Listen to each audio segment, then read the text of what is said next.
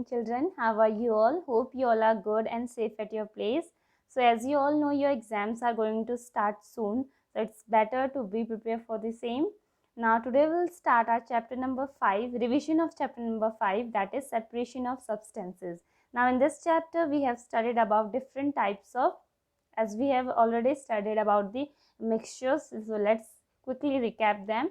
We have studied that what is a mixture. Mixture is made up of two or more particles mixed together. When two or more particles mix together, they form the mixture. We can say the food that we eat is also a mixture.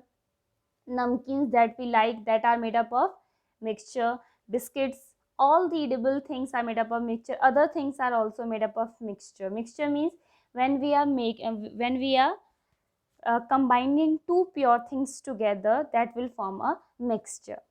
Now there are two types of mixture, homogeneous mixture and the heterogeneous mixture. Now homogeneous mixture, homo means of the same kind. All the particles will be of the equal concentration or equally dissolved in that thing. As we have seen here, I have taken an example of tea. Now in the tea, all the tea leaves are evenly dissolved. Means color of the tea leaves are evenly dissolved in every part of the tea cup of tea. So this is a homogeneous mixture. If I'll take a glass of water and that I'll take a spoon of salt or sugar, I'll dissolve that, you will see that it is evenly dissolved in that water. Means every part of that water will taste same. Okay, so this is what homogeneous mixture. All the particles will evenly dissolve. Now after this heterogeneous mixture, in heterogeneous mixture there will be no thoroughly distribution of the things. Somewhere it will be darks, it will be light, or like this. They will not be evenly dissolved. So these are known as heterogeneous mixture. Example, we can take a mixture of water and sand, mixture of water and stone, mixture of water and leaves. All these are examples of heterogeneous mixture. Now why separation is important? As we said, separation of substances, but why it is important? So it is important to remove the impurities or unwanted particles from the thing we don't need. Means we'll separate the unwanted things from the substance. As we do before cooking, we just separate the impurities from the food item we are preparing. As our mother do, she just take out the impurities from rice or the pulses, or before cooking she just peel off the vegetables. Yes or no? She cut them and just peel the unwanted part. This is also a type of separation. Okay, so to obtain the useful components and to obtain the pure components only. So for these reasons we do separation of substances. Now what are the different methods of separation? So first one is the hand picking method. Now hand picking, anything that can be picked easily by hand. So as you can see, this woman in this picture, she is separating small pebbles from the rice. So this is just, she is doing like this. She can easily pick the unwanted part. Like in our food, sometimes we don't like green chilies in our food. So what we do, we like generally we make poha and all. So when we don't like green chilies, we just pick them out and just throw it. Or sometimes we don't like what, tomatoes, so we just take it out and throw it. But we should eat all the things. Okay, so we do it like this. So that method is also what, that is also a hand picking method. Now threshing. Threshing is the method. It is, as you can see in the picture, it can be done by two methods, one by the human beings, another by the animals. Now in this, what we do, we just take a stack, not a single stack, a stack of grains and beat them on the platform. As you can see here, is beating it on the platform, and what will happen, the grains will settle at the bottom here and the stalk will be without the grain. So this is the method of separation. And in this animals one, these stalk are here on the floor, and when they will walk on that stack, the grains will left here on the ground and the separation will be done. Yes or no? So this is the old method of separation. It is threshing. It is generally used by farmers. Now we knowing this method is also used for the separation of grains only. Now in this method, what is the principle? That light particles will fly away or blow away with wind, and the heavy particles or the good particles will only settle down. So the particle husk will fly away when the wind will come from this side. So what will happen? The husk will fly away and the good grains will settle here in the form of a heaps from where we can collect it. Now sieving, this we all must have seen before. Kneading the dough, our mother just take out a sieve and just take out the, put flour in that and do it like this. So through this what will happen? Only the refined flour will come here and the husk here will remain here. We call it choker in Hindi. So it will remain on the sieve. So this method of separation is known as sieving. Sedimentation and decantation, they are interrelated to each other. Sedimentation, as you can see, sedimentation means settling down. Settling any impurity in the water is known as sedimentation. So in the sedimentation process, as we have taken here a glass of water, and inside this what is there? Small particles of mud are there. So if we will put this for some time, you will see that the mud will settle down at the bottom. Mud will settle down at the bottom, and this process is known as sedimentation. This process is known as sediment, settling down of mud after some time. Now when we have to separate this also, so what we will do, we will take a still, or we can just do it like this only, by our hands only. So we will transfer this water, pure water, in the other container, and this mud will remain on in the bottom. So this process is known as decantation. Sedimentation and decantation are interrelated.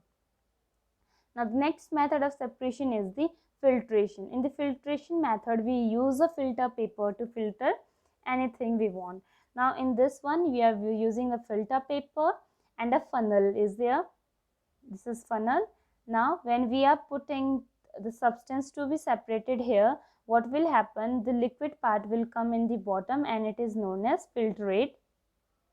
Filtrate. It is known as filtrate, and the particles, unwanted particles that settle on the filter paper are known as residue. They are known as residue, and it is the water that comes down is known as filtrate. So in the process of filtration, two things are there, residue and the filtrate. Now the next one is the evaporation. Evaporation, as we all know, how we get salt. We get salt from the sea water, but how?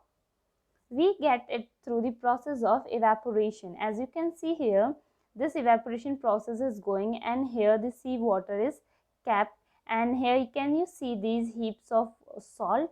So this is through the process of evaporation. What is the evaporation then? Evaporation is the conversion of water into water vapor.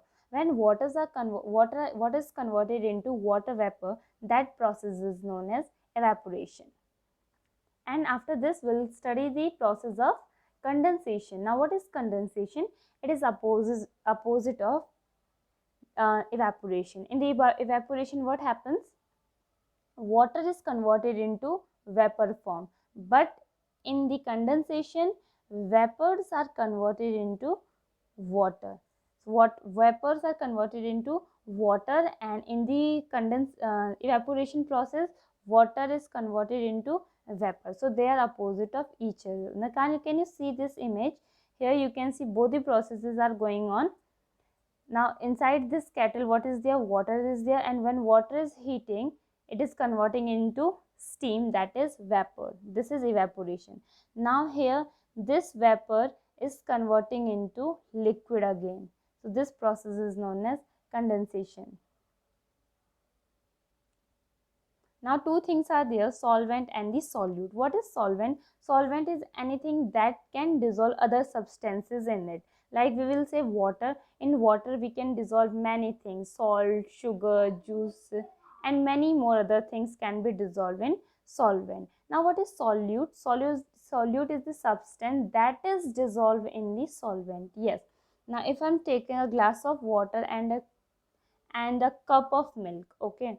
Now glass of water and a cup of milk. So cup of milk is solute and the glass of water is the solvent. Now a glass of water and a teaspoon of sugar. Now sugar is solute and the glass of water is solvent. Okay.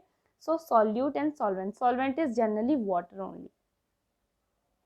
Solubility will talk about the ability of a substance to dissolve in water to form a solution. Means anything that can dissolve in water will be, if it is having the property of dissolving, it will dissolve in water and it will be called its solubility. Now other comes the saturated solution. Now if I'm taking a glass of water and in that glass of water I'm dissolving 1 kg of salt. Okay, I've dissolved 1 kg of salt in this glass of water. Okay, now in the same glass of water I'm dissolving 1 more kg of salt, again 1 more kg of salt. Is it possible? No, it is not possible, because some liquids have some fixed amount of dissolving capacity, and that is known as what? At some time, at some stage it will a stage will come that no more solute will be dissolved in this glass of water. No more solute. You cannot dissolve more sugar, more salt after a fixed interval of or a fixed amount. So this is at that stage, this glass will be in the saturated stage. Saturated means at the saturated stage no more liquid, no more solute can be dissolved in the solution. So this is known as saturated solution. A solution that cannot dissolve any more solute is called the saturated solution. Now if we will increase the temperature, means if I'll heat this glass of water, so now if I'll dissolve more salt in this, it can dissolve, but at the same temperature it cannot dissolve more solute in it. Okay, so this is what? This is saturation solution, saturated solution, and this point is known as saturation, point of saturation. Okay, hope you all understood this. So be ready for the exams, and I'll suggest you to please go through the chapter, each and every line of the chapter. Don't stick to the class notes given by me. Just read each and every line of the chapter, and if you are not getting, you can ask me. Till then, take care. Sai Ram.